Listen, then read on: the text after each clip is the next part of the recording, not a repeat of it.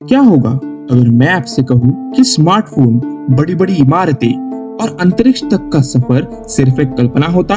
ये मानवता कभी भी स्टोन एज से आगे नहीं बढ़ पाती और हम अभी भी उन गुफाओं में रह रहे होते, शिकार कर रहे होते और वही स्टोन एज लाइफ जी रहे होते।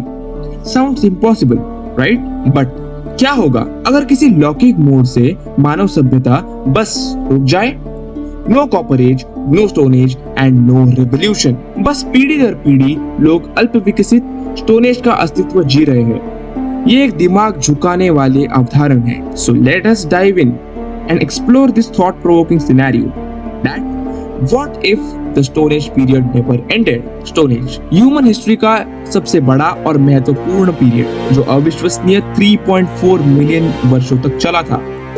उस समय के दौरान हमारे पूर्वजों ने महत्वपूर्ण प्रगति की, जरूरी उपकरण विकसित किए, आग पर काबू पाया और यहाँ तक कि गुफा चित्रों के रूप में पहली बार पेंटिंग भी बनाई। ह्यूमंस अभूतपूर्व दर से आगे बढ़ने लगे। हमने एग्रीकल्चर में इन्वेंशन किया, शहरों का निर्माण किया, यहाँ तक कि व्हील्स का भी आविष्कार किया।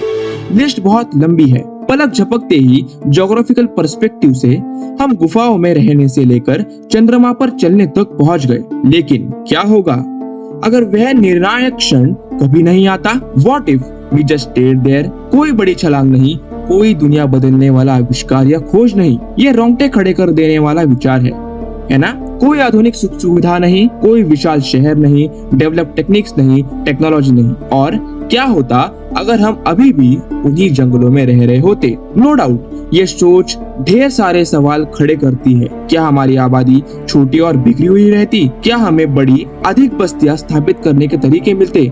हमारी ग्लोबल कम्युनिटी और बिलीफ सिस्टम कैसे विकसित हुई होती? और शायद सबसे गहराई से क्या हम अब भी मनुष्य की उस प्रजाति के रूप में पहचाने जाते? इस पर विचार करना दिमाग चकरा देने वाला है। लेकिन इसे इमेजिन करने का ट्राई करें। एक ऐसी दुनिया जहाँ हाईएस्ट फॉर्म ऑफ टेक्नोलॉजी एक शार्प स्टोन या फिर एक बेसिक स्पीयर है। सबसे प्रारंभिक अभिव्यक्तियों से परे कोई लिखित भाषा, कोई कला या संगीत नहीं। भोजन, पानी और आश्रय के लिए बस कठिन संघर्ष। नेचर की कठोर वास्तविकताओं से कोई राहत नहीं। ऑलराइट, मुझे पता है कि आप क्या सोच रहे हैं। This is starting to sound like a nightmare and in many scenarios you may be right. Stone age में हमेशा के लिए फंसी मानवता का विचार समान रूप से आकर्षक और गहराई से परेशान करने वाला है। लेकिन ये पीरियड हमें ये सिखाता है that we should keep developing because stone age से लेकर अभी तक हमने इतनी डेवलपमेंट की है कि हम उन दोनों एजेस का कंपैरिजन कभी भी नहीं कर सकते। और शायद हम फ्यूचर में